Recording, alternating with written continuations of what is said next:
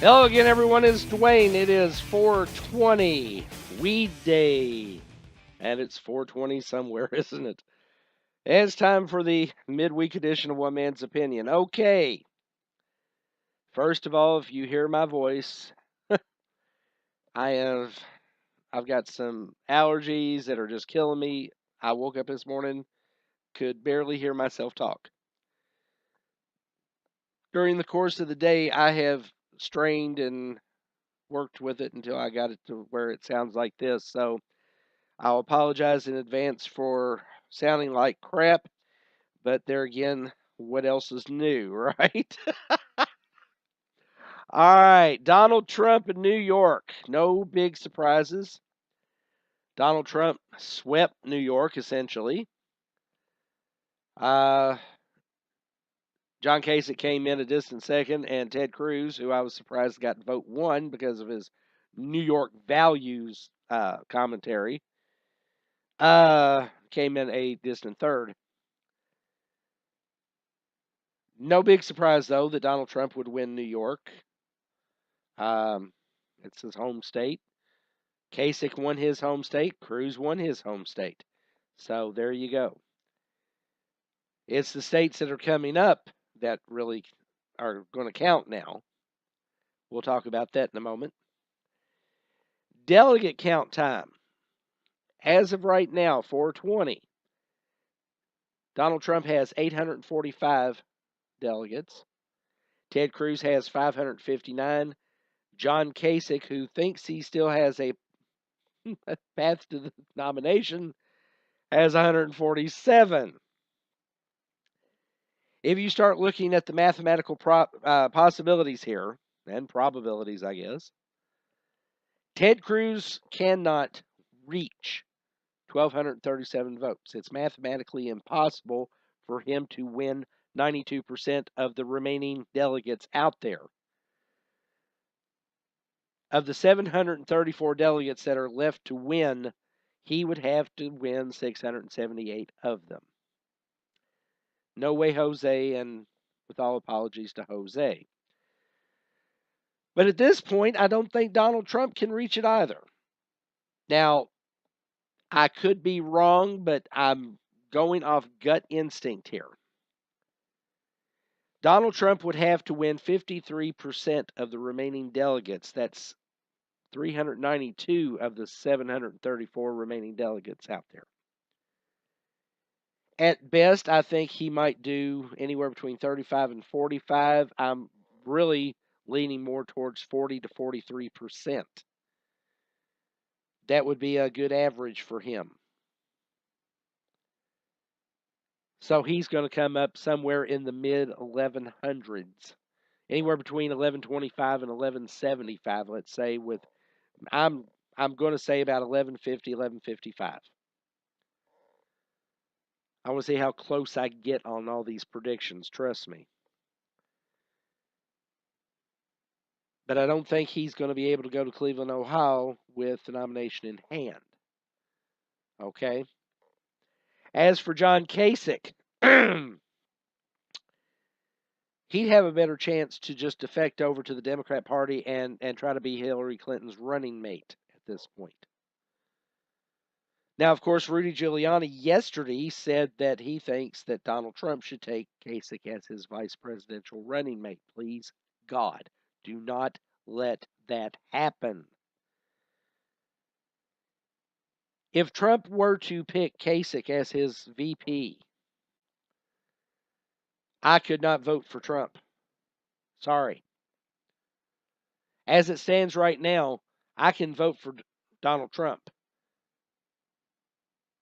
But if he picks John Kasich as his running mate, I will vote independent. Because I cannot, for the life of me, cast a vote for someone dumber than Joe Biden, and that would be John Kasich. Now, if you start looking at the possibilities now, you've got an avowed socialist who is terrible in economics and a borderline socialist / fascist who is in trouble with the FBI, is under investigation for uh, unsecured emails that were top secret, Benghazi, and a bunch of other stuff. Let's just get right down to it. Between Bernie and Hillary on the Democrat side, and then you've got, say, Trump and Kasich on the Republican side. Trump would be slightly better than Hillary, and that would be about the extent of it if he had Kasich as his vice president. Because, I mean, he'd literally have a Democrat running with him, because that's all John Kasich truly is. He's a rhino. He's a Republican in name only. He's already confessed that he's left of Hillary Clinton on a lot of things. I do not want that rhino anywhere near the White House, except maybe to clean the toilets. And I'd be afraid that they wouldn't be very clean. So this means that we're probably going to have a contested and or brokered convention. What is that going to entail? Well, if you listen to the pundits, it's going to be a lot of craziness as far as voting and stuff. Before we even talk about that, let's talk about what's coming up, because it may make a difference in momentum. Next week, next Tuesday, the 26th, you've got Maryland, Pennsylvania, Delaware, Connecticut, and Rhode Island all having primaries. Now, I'm not going to talk Democrat on anything except for the ones that are just Democrat caucuses or primaries, okay? Of those 5 that I just mentioned, all Northeast states, Maryland, Delaware, Connecticut, and Rhode Island, I think Trump will sweep. I think he'll carry him big. Pennsylvania is a winner-take-all as far as I know.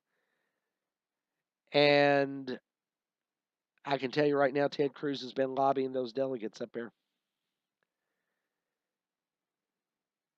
So Trump may win Pennsylvania as far as the vote, but when it comes time for the convention, he may not win the delegates after the first vote. You go into May, you've got Indiana, with exception of Chicagoland area, Indianapolis, maybe Terre Haute, and just north of Louisville. I say Ted Cruz wins the rural areas. The farmers are traditionally very conservative.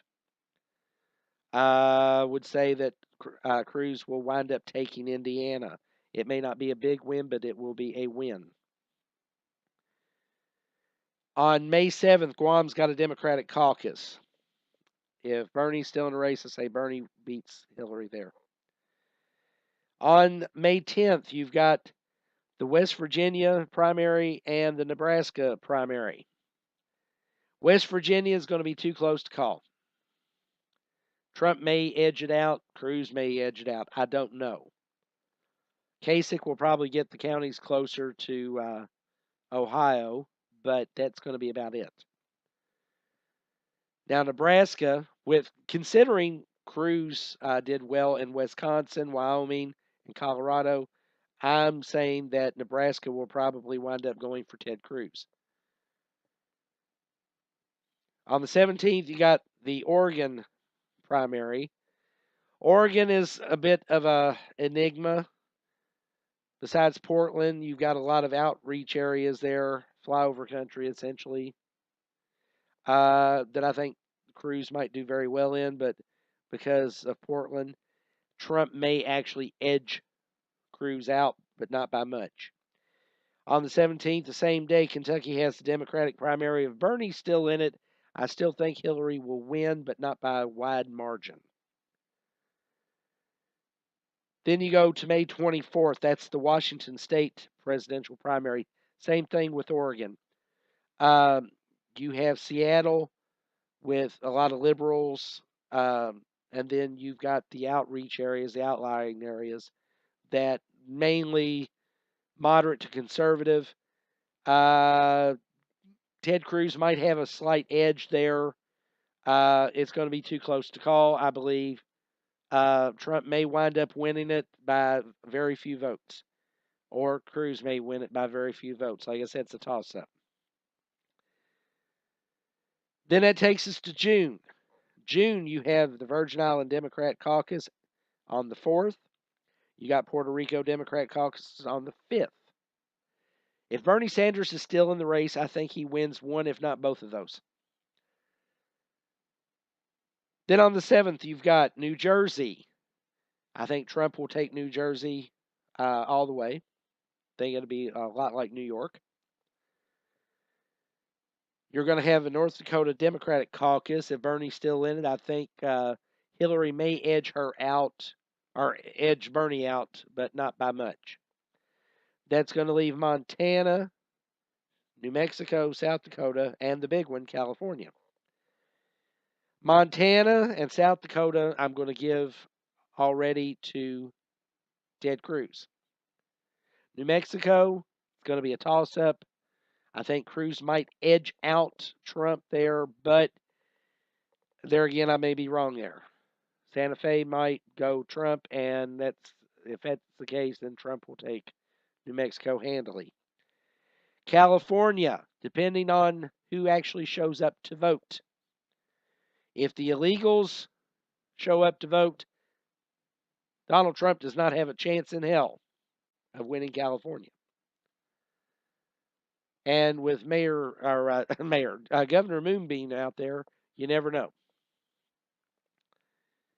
There's a whole lot of hanky-panky at play out there in California. You want to talk about a mess, that is.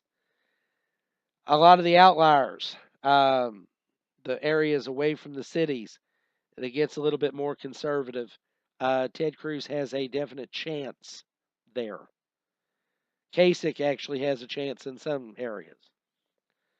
So California, I don't know if it's going to be one that's going to be too close to call, but it's going to be damn close to being that. And then on June 14th, you have the Washington, D.C. Democrat primary. If Bernie's still in it, I think Bernie wins barely in D.C. And the reason I say if Bernie's still in, the odds are, since mathematically it's impossible for him to reach the number they need as far as delegates and superdelegates, Hillary pretty much has it in hand right now. They're in the home stretch. If Bernie continues to be a thorn in her side, there is no party unity. If Bernie steps aside and gives party unity, I think a lot of his supporters will not vote for Hillary Clinton. They will simply stay home. And that will be good for whoever the Republican nominee happens to be. If it's Trump or Cruz, then we're looking at a victory. But it depends on the Never Trump people and the Never Cruz people as well to pull in behind the nominee. I know we talked about this last show with the 3+ million people that didn't show up to vote for Mitt Romney, and we got his second term for Barack Obama. If the Never Trump or the Never Cruz people decide to sit home and be assholes about it because their guy didn't win, then we've handed the win to the Democrats, and that's that, and we've got a third term of Obama at that point, if not even worse. So, Trump people, Cruz people, get over it. Start to pull together as a team. Insist on a Trump-Cruz ticket. It's the only way we're going to be able to beat the Democrats come November handily. 49 out of the 50 states, I would predict, if that happens. Of course, that's my opinion. I could be right. All right. Again, I'm sorry for my voice. Hopefully next show I'll sound better. Until next Sunday, you guys and gals have a great week. Be good to one another and pray for America. God knows we need it. Until next time, later.